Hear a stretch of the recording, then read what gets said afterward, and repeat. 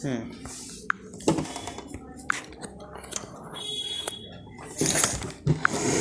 नमस्कार बंधु बांधवों, मैं अवश्य शाह स्वागत करता हूँ आपका मेरे चैनल हिंदू महापुराण कथा में। तो आज है दशावतार का षष्ठ पर्व, षष्ठ एपिसोड, 6th एपिसोड।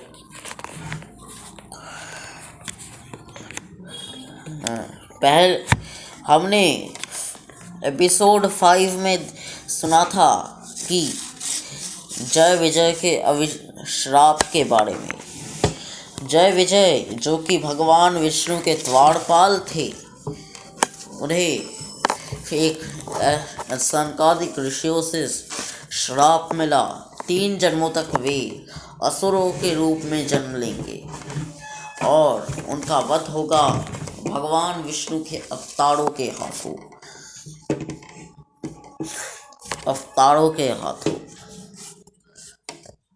और उसके बाद जय विजय का पहला जन्म हुआ था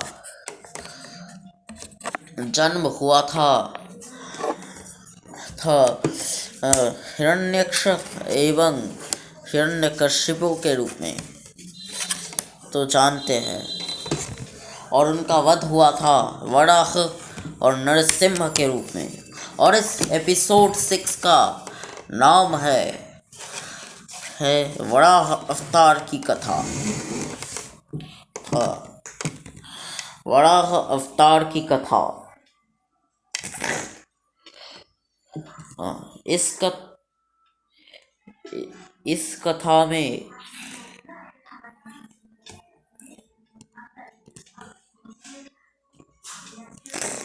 इस वराह अवतार की कथा हम आज जानेंगे। असल में सर्दी हुई,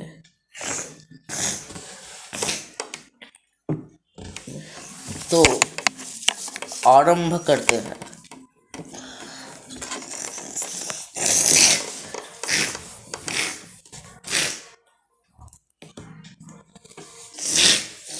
असल में बहुत सर्दी हो गई है, इसलिए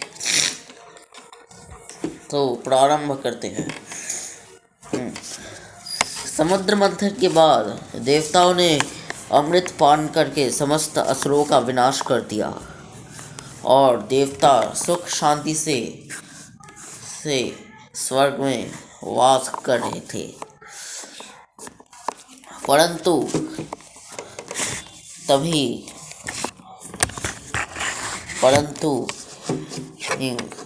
असुर माता दीति का क्रोध चरम सीमा लांघ गया।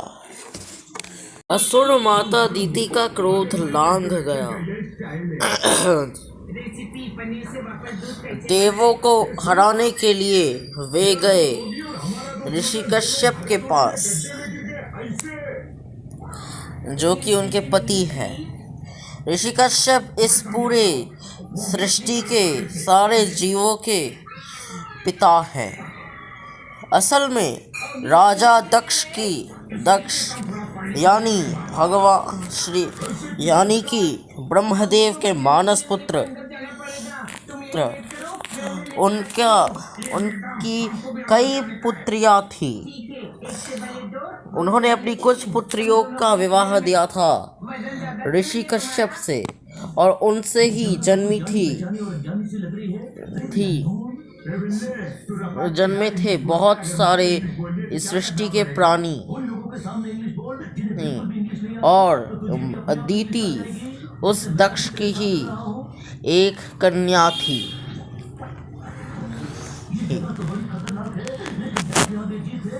इसके बाद ऋषि कश्यप के पास वे गए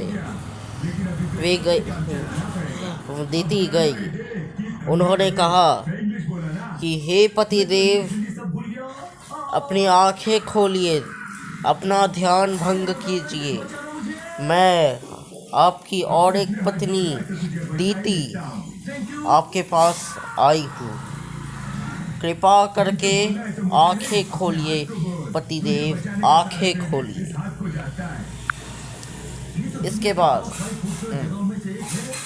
ऋषि कश्यप ने कहा, हे दीति, तुम यहाँ पे किस कारण आई हो? तुम्हारा यहाँ पे क्या काम है? तब दीति ने कहा कि हे ऋषि कश्यप, आप तो जानते ही होंगे, मेरे पुत्र असुर और मेरी बहन अदिति के पुत्र देव। अदिति है, देवी अदिति दक्ष की और एक कन्या है जो देवों की माता है। अदिति के पुत्र देव असुर और देवों में कई बहुत काल से शत्रुता है, और उन देवों ने इस बार अमृत लाभ करके मेरे समस्त पुत्रों का वध कर दिया है, और इसका ही इंसाफ मैं चाहती हूँ। हे परम ज्ञानी ऋषि कश्यप, कृपा करके मुझे वर दीजिए कि मेरे ऐसे 2 पुत्र हो जो पुत्र इस सृष्टि के सब सर्वशक्तिशाली असुर हो, उन्हें यहाँ देव भी ना हरा सके। वो पूरी सृष्टि का आधिपत्य जमाएंगे, उन्हें कोई भी मार नहीं सकेगा। इस वर दीजिए मुझे, हे पतिदेव, वर दीजिए इन पुत्रों का। ऋषि कश्यप ने कहा, तथास्तु दीति, मैं तुम्हें वर देता हूँ कि तुम्हारे 2 ऐसे पुत्र होंगे जो महाशक्तिशाली होंगे, महामायावी होंगे। उनकी शक्ति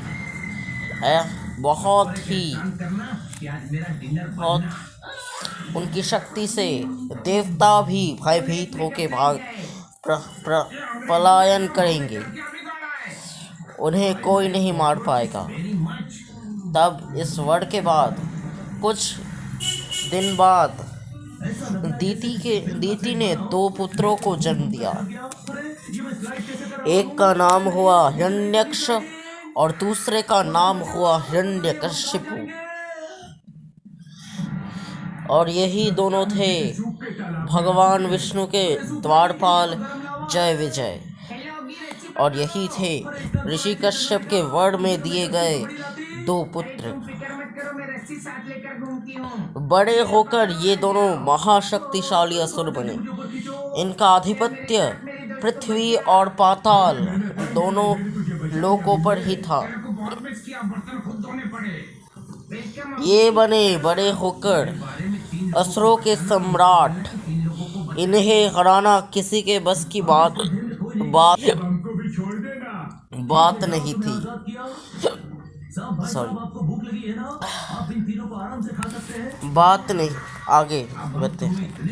बात नहीं थी। इसके बाद हिरण्यक्ष पूरी सृष्टि का आधिपत्य चाहता था।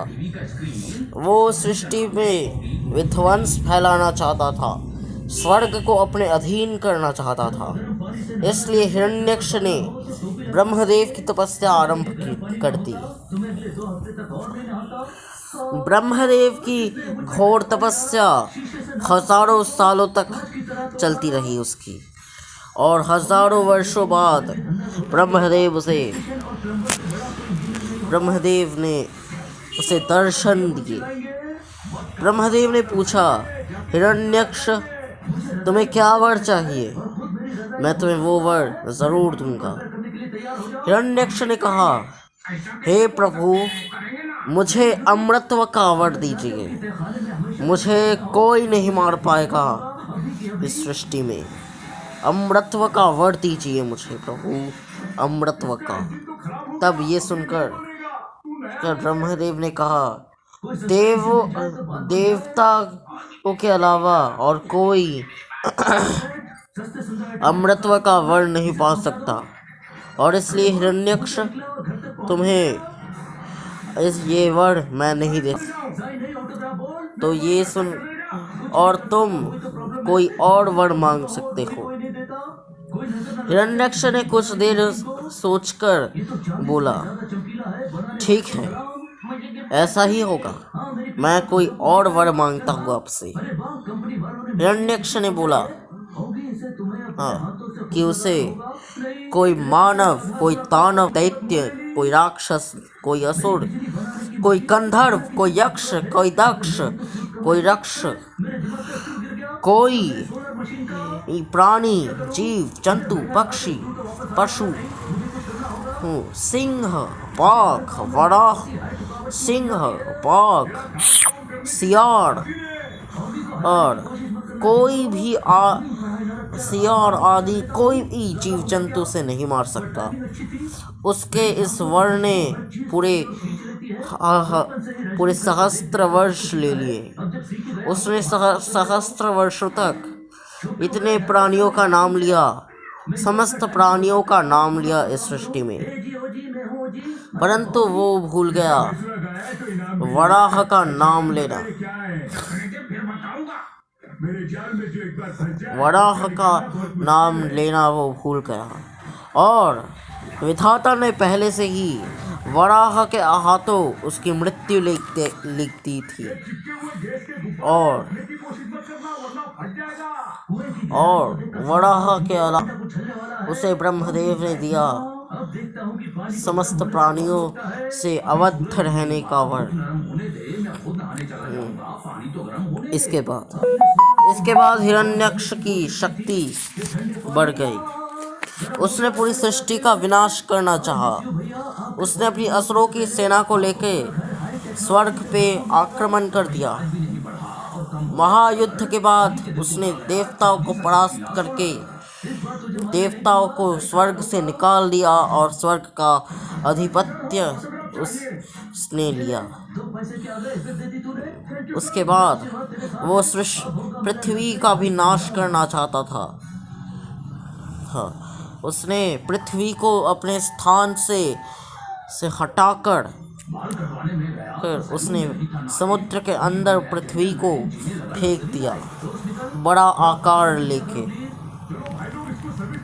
तब देवता ब्रह्मदेव के पास गए। उन्होंने कहा, हे ब्रह्मदेव, आप कुछ कीजिए। यह हिरण्यक्ष नाम के एक असुर ने आपसे वर पाकर पूरी सृष्टि का नाश कर दिया है। उसने पूरी सृष्टि पे तहलका मचा दिया है। उसने भूमि देवी को अपने स्थान से स्थानांतरित करके उसे समुद्र में स्थापित कर दिया है और पृथ्वी का अंत अनिवार्य है। आप कुछ भी करे पर इस सृष्टि की रक्षा करे और पृथ्वी को भी बचाए। हे ब्रह्मदेव, कुछ करे। तब ब्रह्मदेव भी चिंतित हो गए। तभी उनके नासिका से एक जीव बाहर निकला। वो जीव और कोई नहीं था, स्वयं वराह अवतार थे। वराह अवतार जो कि भगवान विष्णु के अवतार है। भगवान विष्णु ने वराह अवतार लिया था क्योंकि वे जानते थे वराह के अलावा हिरण्यक्ष का वध और कोई नहीं कर सकता और इसलिए उन्होंने वराह का अवतार धारण किया। इसके बाद उन्होंने पृथ्वी को अपने स्थान से पृथ्वी को जल से निकाला, अपने दोनों दांतों पे पृथ्वी को स्थापित किया और पृथ्वी को अपने स्थान पे वापस रख दिया। उसके बाद हिरण्यक्ष को जब पता चला कि वराह अवतार ने पृथ्वी को अपने स्थान पर रख दिया है, तो उसने